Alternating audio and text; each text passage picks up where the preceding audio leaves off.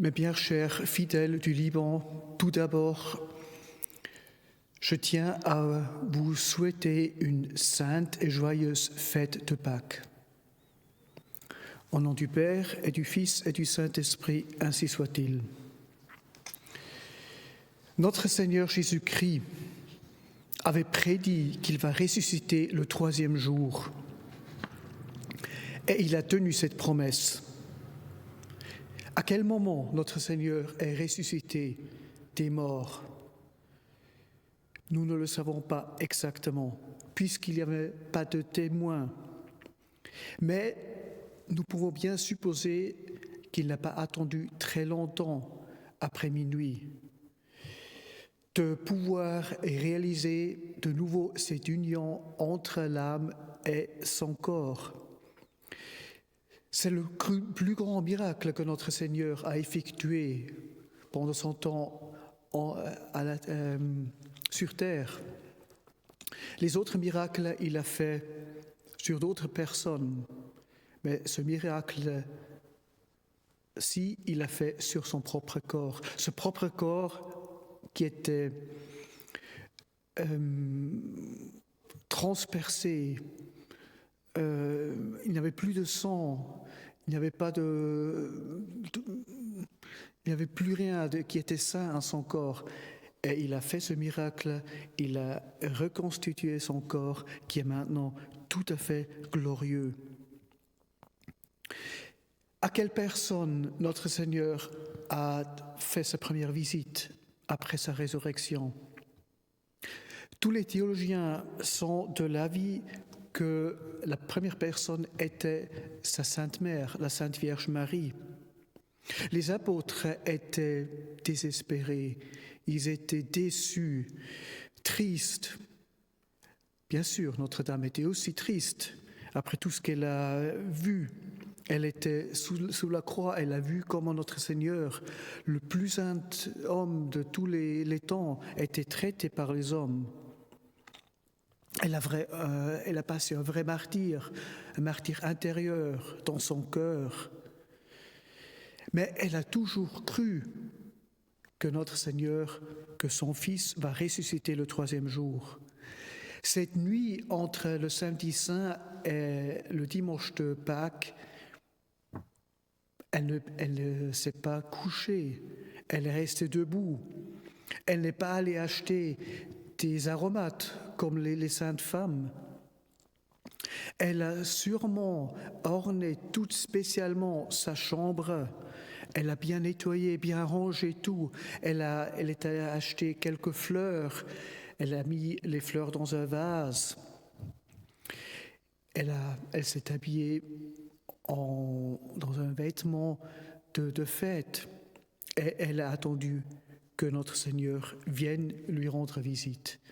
Elle a passé la nuit dans la prière et aussi dans la foi que notre Seigneur va ressusciter, dans l'espérance qu'il va lui rendre visite et dans l'amour dans laquelle elle vivait tous les jours. Elle a aussi prié pour les apôtres parce que le vendredi saint est déjà la veille, elle a suivi ce drame des apôtres. Judas qui a trahi notre Seigneur, qui s'est pendu, Saint-Pierre qui a renié notre Seigneur, les autres apôtres, à l'exception de Saint Jean, qui ont fait un fugue. Il y avait seulement Saint Jean qui était sous la croix. Elle a souffert avec l'Église, elle a prié pour les apôtres. Et donc, quelques instants après minuit, c'est notre Seigneur qui rend visite à Notre-Dame.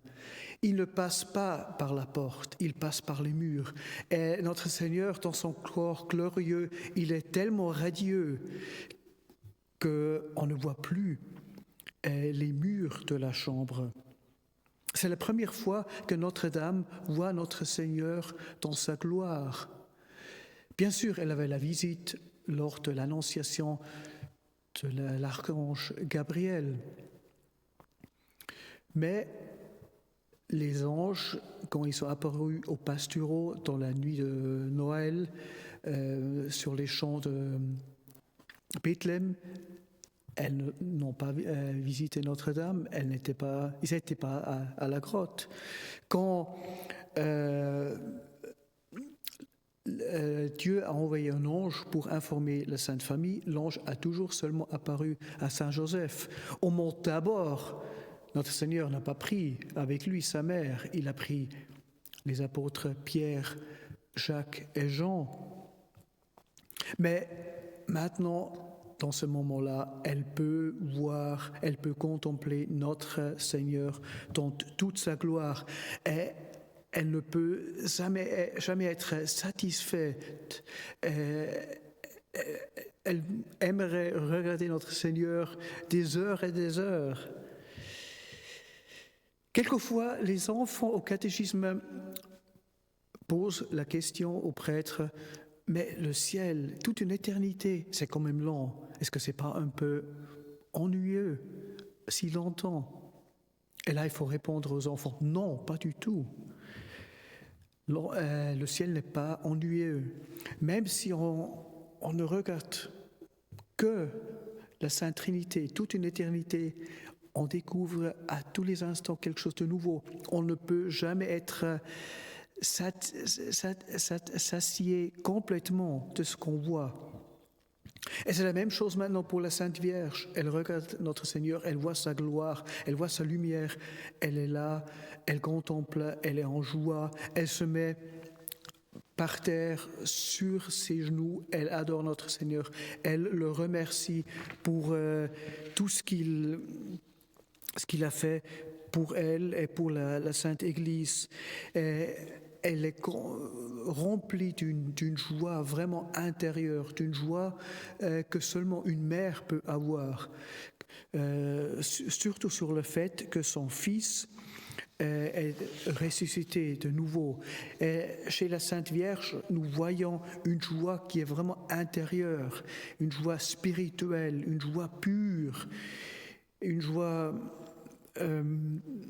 qui est vraie aussi, mais une joie aussi cachée.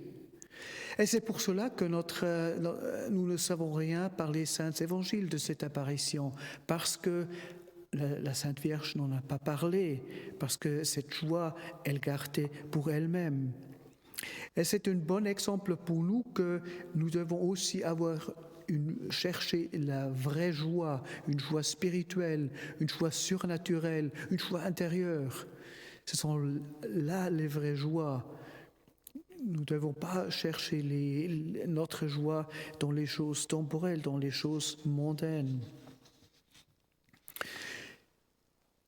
Depuis le Vendredi Saint, Notre-Dame était la Mater Dolorosa, c'était la mère des douleurs.